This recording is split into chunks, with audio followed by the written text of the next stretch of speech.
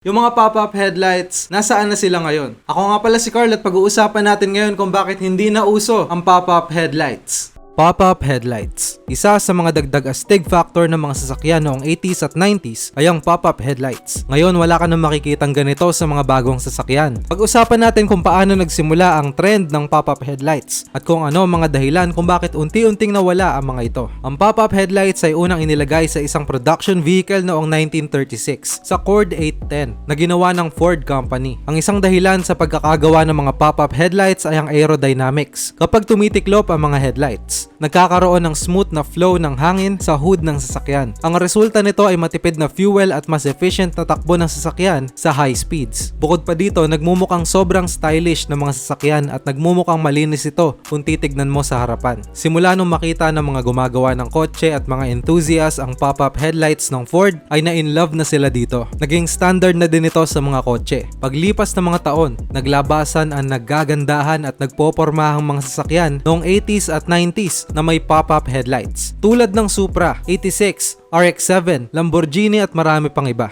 Hanggang ngayon din naman siguro, kahit mga kabataan, pag nakakakita ng kotseng may pop-up headlights na kumikindat sa isang sasakyan, may wow factor pa din. Napaka-astig na, functional pa. Pero syempre kahit anong lupet ng trend, nalalaos pa din. Ang dahilan kung bakit nawala sa trend ang mga pop-up headlights, road safety regulations. Sa paningin ng mga enthusiast, ang killjoy talaga sa mundo ng kotse ay ang mga rules na nilalapat ng gobyerno. Well, naiintindihan naman natin kung bakit naglalagay ang gobyerno sa bawat bansa ng limitasyon, lalo na sa mga sasakyan. Para na din ito sa kaligtasan ng drivers at pedestrians. Isang concern nila ay ang pedestrian safety. Di umano daw ay hindi ito safe sa mga tumatawid sa daan dahil matutulis ang mga kanto ng mga pop-up headlights. Isa pang dahilan ay ang madalas na pagkasira ng mga ito. Madalas pag nasisira ang mga ganitong headlights, nagkakaroon nito ng posisyon kung saan nakaangat ang isang ilaw at nakasara naman ang kabila. Minsan nasa stock ito na nakabukas na lang palagi. Dahil dito unti-unti nang nawala ang mga gumagawa ng mga headlights na ganito. Unti-unti na din itong nalalaos paglipas ng panahon. At kahit ngayon, hindi pa din sila nag-i-implement ng pop-up headlights dahil sa pagiging praktikal ng mga car companies. Napakamahal daw ng technology, engineering at parts ng pop-up headlights. Kaya naman dahil sa practicality at pagtitipid,